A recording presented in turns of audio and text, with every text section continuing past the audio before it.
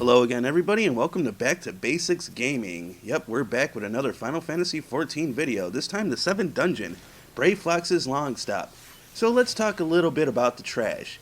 That being said, there really isn't much to talk about. They're just as standard as pretty much any of our other enemies in the other dungeons go. I know, kind of sound like a broken record here, but hey, that's just the way it is. I'm once again playing as my Machinist, DPS class, so let's just go over a little bit of generalization here. This dungeon is very straightforward as far as the enemies go. Just pretty much attack whatever the tank sets for his cursor, or just attack whatever the tank is attacking. Usually he's going to go after some of the bigger lizards, the bigger dragons, stuff like that. Pretty much like the obvious stuff. So that being said, there's also another thing to note here. There is a lot of treasures in this dungeon, so do not be afraid to ask the tank for a full run, especially if you're just starting out or you just simply want some better equipment. Go on ahead and ask the tank if he can do a full run, and you may just about walk away with some pretty good gear to help you get the edge later on in battle. Now we're over here at our first boss, and this is the Great Yellow Pelican. Again, this dude, he is a pretty standard guy, but we're going to go through him anyways. He took us about a little over 2 minutes to take down, so we're going to go on ahead and we're going to establish some aggro here. Our tank is going to. And, of course, the first thing we want to do is take out these ads. I'm going to be using a spread shot on these ads here, and that is going to kind of give us the advantage to take them out pretty quick. Okay, I thought I was... There we go. Now I'm using spread shot. Sorry, I'm viewing this footage from a few days ago. And that's pretty much the only thing that Great Yellow Pelican has to his advantage is really just that. He just does... he summons ads a few times throughout the fight, and it's pretty straightforward. There's really not much else to say here. I guess I could have shortened the video, but I kind of like doing these videos showing you the whole entire fight. So if you have to hear me ramble on or whatever, or you don't care to hear that at all, I mean, feel free to turn off the volume, but that would probably defeat the purpose of listening to a dungeon boss guide. So again, we're just kind of dealing out some of the damage. Make sure to keep up with your AoEs, your buffs, your skills. I'm using Hot Shot for a 5% damage increase. I'm also using my damage over time skill as well. And here are some more ads. Just like I said, again, really simplistic. Not a lot going on. The only AoE that I've seen the Great Yellow Pelican use is a conal frontal attack. But that is pretty much it. He's going to have his back turned to you throughout the majority of the fight, and you're just going to pretty much take him down with ease. It's relatively simple. But yeah, as far as my rotations go, it's a little different when it goes from Machinist. The rotations don't always go the way that you would think, like in a traditional sense, but we'll touch base with that when I do more of a rotation guide. So again, this dude, he just has a lot of damn HP. He clearly just does not want to die. And see, when he has his last flock of his ads coming out, but you see that his health is that low, just go on ahead and take him out and ignore the ads. So there you go, grab your loot, and we're on to the next boss, which will be the Inferno Drake. Now the Inferno Drake, he's got a little bit more of a complex mechanic, which we will get into, but... well, I say complex sparingly because it's only in comparison to the last boss that we just fought. That being said, the tank will establish aggro as usual, and then we will see some stuff happening. Actually, a little bit of weird stuff. Excuse me.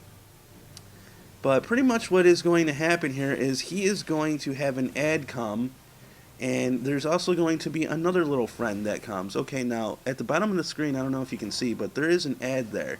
And he's going to start running circles. And see that little guy right there? That's Brayflox. Now that ad is going to chase him. It is imperative that we take that ad down, try and grab aggro off of him, and take that ad down first.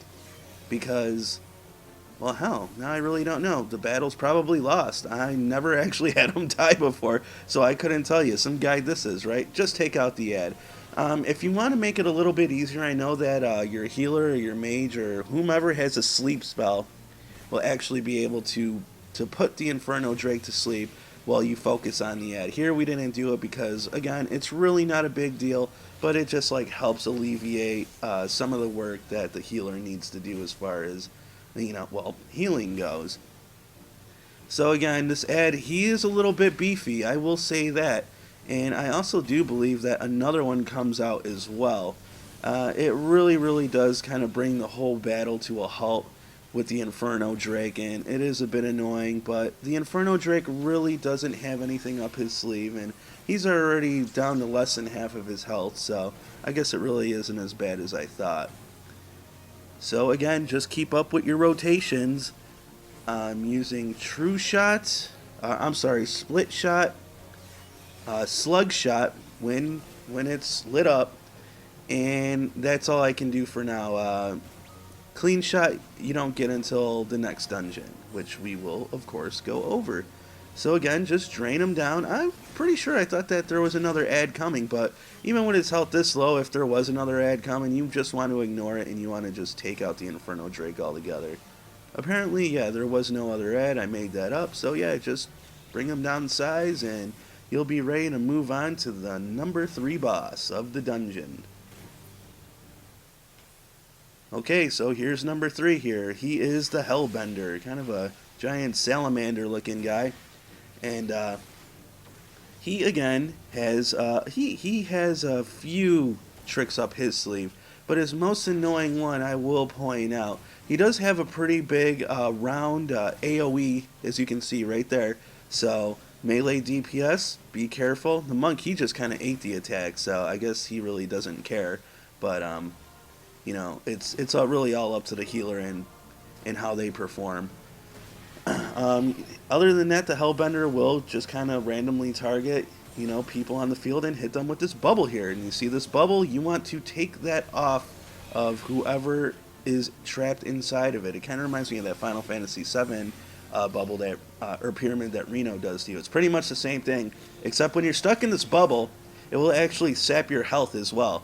And you don't want the healer to have to be worrying about the tank and you stuck in a bubble. You also will not be able to move in the bubble. However, if you are ranged DPS, you can still at least deal out damage. I guess you could as melee DPS as well as you're close enough. So just keep on at it, and well, you're about to get a really, really unpleasant surprise coming up very, very soon. You ever get KS'd in an MMO before? By another player?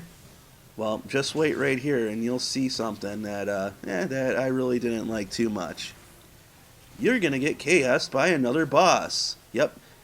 Another boss comes in, a giant dragon. I think his name is Iattar. And he's going to swoop in and kill your bounty there. And don't worry, you'll still be able to collect loot. But anyways, you want to take down Iattar, bring his health down to so much, and he will actually run away, as seen right here. But we will get our vengeance. So grab your loot, because that still drops regardless of him KSing you. But now we fight Iattar. So Iattar, he is really, really, he's really cool looking for one. I really like dragons. But for two, he does have some pretty standard stuff going on. He's also going to have some stuff going on that is a little reminiscent from the 1,000 Maws of Totorak, which we will get into when it happens. First off, your tank is going to have to not only establish aggro, but he's also going to have to exhibit some very, very great control.